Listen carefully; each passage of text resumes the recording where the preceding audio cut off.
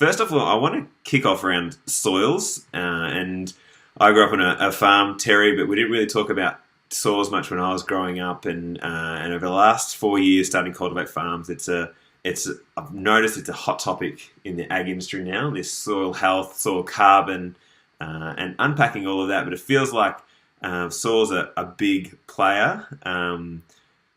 Would you say soil's the number one thing to think about as a farmer? And if so, why? It's absolutely the number one thing to think about. Probably the best story I've got around that was a very long-term client and friend of ours who said when he first did grazing for profit, he learnt that he wasn't actually a livestock farmer, that he was actually a grass farmer. But then he said a few years after that he learnt that he wasn't even a grass farmer, he was actually a soil farmer. And I think that sums it up pretty well, that when you really think about it, everything that we can produce starts with the soil and soil health. So if we can't hold water in the soil, if we can't recycle minerals in the soil, if we don't have the biology to feed the plants in the soil, then the plants are sick. We end up with diseases. We end up with insects in our plants.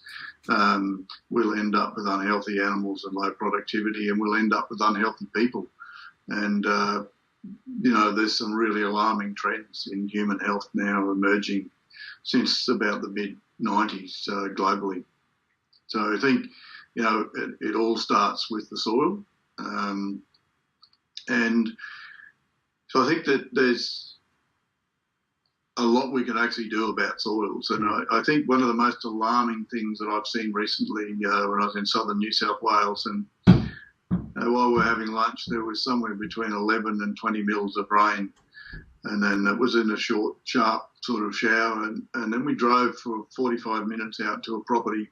And every dam we drove past for 45 minutes was bywashing after 11 mils of rain. And when we drove back in the afternoon on the flat country, water was still sitting on the surface.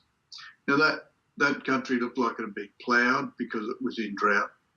Now, if 11 mils of rain doesn't go into your soil, then your drought is not caused by lack of rain. And I think it was a stark reminder to me that 5 and 10 inches of rain in that country is not going to break the drought, because it's not going to go in. And when they get heavy falls of rain, they're just going to lose more soil. So we've actually got, and that's a big issue, not just in southern New South Wales, but I think New South Wales is one of the worst states. But it's very significant. And if we can't get water into the soil, then you can't break a drought. So it all starts with the soil. So you think, so farmers are missing out? Is that the way you feel about it? Is that they're missing out on this water soaking in and just all the soil doing the work for them? Is that how you see it? That there's these benefits that we're just not really grasping? Yeah, I think our soils have been abused for so long that they've nearly given up. And if you can't get air and you can't get water into a soil, then there's not much you can do with it. And it doesn't really matter how much rain you get. You're going to have a drought, and you get 2 inches of rain and you're 5 minutes away from the next drought.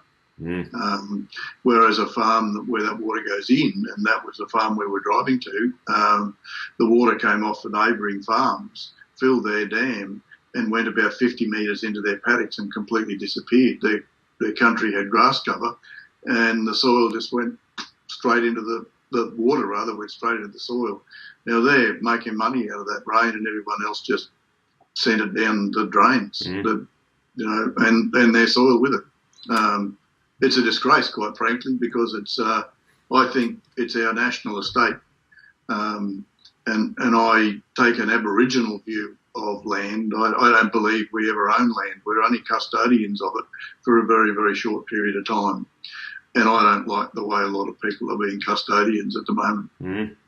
Well, let's say you were driving past one of those properties and all of a sudden you were custodian of one of those ones where the water was just flowing off or sitting there not going anywhere.